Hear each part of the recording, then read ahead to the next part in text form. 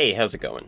I'm working on a third-person action roguelike, and in today's devlog, I'll be going over the first two characters, my character design philosophy, and other progress on the game like new enemies, environments, and other cool stuff. Before I get into Surge, I want to talk about my character design philosophy. I start every character design off by first designing their passive ability. Then from there, I craft abilities that complement this passive. Additionally, but not covered in this video, characters' abilities will all have upgrades that give them more power.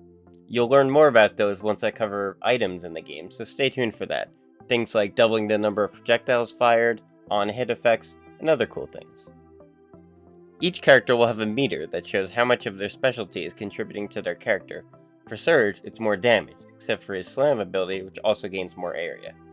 Players can use this bar to quickly read their character's relative strength. The first character mentioned in my previous devlog, Surge. Surge is a fast-paced, high-impact mobile character who uses procedural terrain to slide around and gain more power. His passive is Conduction. The faster he moves, the more damage he does. So as you glide around and move faster, you fill up his specialty bar, and the slower you become, the faster it drains until it provides no bonus. With this in mind, Surge needed two types of abilities. Abilities that charge his passive or allow him to move while charging it, and abilities that would discharge it, so abilities that put him to a stop. His primary attack is simple, medium to long range projectile that pierces through all enemies and leaves a mark on them. Marked enemies allow Surge to activate his second ability, Chain Lightning. Lightning chains cause all enemies recently hit by Surge to be struck by 2 lightning chains from each hand. All of Surge's abilities apply this mark, and it can be activated at any time without stopping.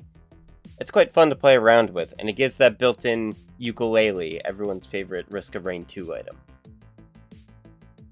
Surge's primary ability is a large frontal cone in front of him, which knocks him back slightly, stuns all enemies, and leaves a mark on them for you to detonate later. Now remember how I said Surge's specialty meter doesn't fall off immediately, but instead over time. This is important for his secondary ability and signature ability. His secondary ability, and my personal favorite, is his Slam. It can only be activated from the air, but does massive damage and knockback if you properly use his specialty to gain speed, and therefore there's a very noticeable difference in power. Gravity, by the way, also counts towards his specialty, so I find it immensely satisfying simply flying off the top ropes into a pack of enemies and laying waste to all of them. His final ability, his signature move, is Electric Discharge. Surge slowly comes to a stop and channels all of his specialty meter into a frontal beam attack that decimates everything in front of him. This skill is trickier than the slam as you come to a halt progressively instead of instantly on the ground, so be ready to adjust your aim. The area effect of the move also does not change with meter, but is by far his most damaging move. Combining all of this together, you get a really nice ebb and flow where you're really trying to get enemies as marked up as you can, gaining speed to deliver a final chain attack to wipe them all out, or using the terrain to slide in and deliver massive final blows to finish them off. The next character, which you'll also see in the official splash art, is tentatively named Umbra. I've always liked asymmetric characters, and this one really did it for me. His entire right arm is an umbral blade, and he has no left arm to speak of. What happened to it? You'll find out, I promise. Starting out like I did with Surge, Umbra's passive is Shadowborn. Whenever Umbra uses an ability, a shadow clone is spawned. You can have up to 5 of these shadow clones, and sometimes enemies will target them. Umbra can then use its shift ability to swap its location with that of the clone.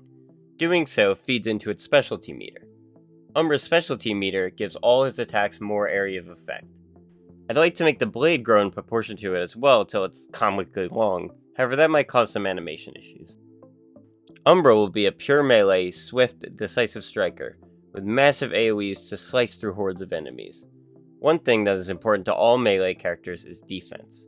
A melee character is only as good as their ability to survive long enough to actually get off their attacks. So that's why I chose to give the ability to swap with your clone to allow strategic dodging of damage in a new but fun way. Umbra's primary attack is an alternating swinging of his sword in front of him. This scales with his specialty meter to eventually cover a massive area. Its secondary attack is Vortex. Umbra spins before unleashing a vortex, pulling all enemies towards the center, so you can finish them off with your other massive AoE attacks. Umbra's primary ability is Burst. Umbra swings vertically before unleashing a shadow explosion and repelling backwards to safety, all while leaving a shadow clone behind in case you want to swap back and get right back in the action. Umbra's secondary ability is Spiral Dash. Umbra sprints rapidly and dashes through all enemies, or stopping when colliding with terrain. This leaves a clone at the initial position, so you can swap back to it if you need to. Umbra's fourth and signature move is Darkness Judgment, a simple but devastating move where Umbra stabs forward, stunning all enemies before unleashing a second extremely powerful stab with the blade. If you've been using your clones properly, this move can cover massive portions of the screen, allowing you to wipe out legions of enemies in an instant. Altogether, along with the ability to triple jump, I forgot to mention that, this kit gives Umbra extreme mobility to dodge in and out of battle at will, both defensively and offensively, and the area to sweep away large packs of enemies as needed. There are other characters I'd like to reveal, but I'd like each devlog to cover both characters and other improvements I make to the game, so for this one, I'd like to talk about a new enemy I added, floating text, and Ragdolls. I've always wanted to do Ragdolls on death in a game. I wasn't sure the performance impact it would cause, but I threw it in anyway. Implementing this was actually extremely simple. It took me all of 15 minutes thanks to Unity. Ragdolls add some nice on-kill effects without having to manually animate death animations, which I was doing before. However, certain characters will have handmade death animations. Another thing you probably noticed is the floating damage numbers. I love these, and I think they add a lot of feeling to the game. I experimented with both 3D text and Unity's billboard text, and after performance testing it by just spawning thousands of them, I believe the billboard canvas version performs better. I put a lot of thought into performance impact of everything I add to the game. I want you to see hundreds of enemies around you and kill them all with nice effects without needing a supercomputer to do so. So with that in mind, I usually test everything in Editor, which is already a 20 to 50 FPS overhead, and with a lot of other hardware-intensive software running at the same time, so I'm not just developing the game for people with a very modern CPU and a 3080. Lastly, I added this new enemy. I really like the accent design, and I'm going to work it into a few other enemies. He currently has 2 attacks, but I plan to add a third as time goes on. His first attack is this lightning beam calldown. Once he starts casting, it tracks the player, so the best way to dodge it is to wait briefly and then change direction.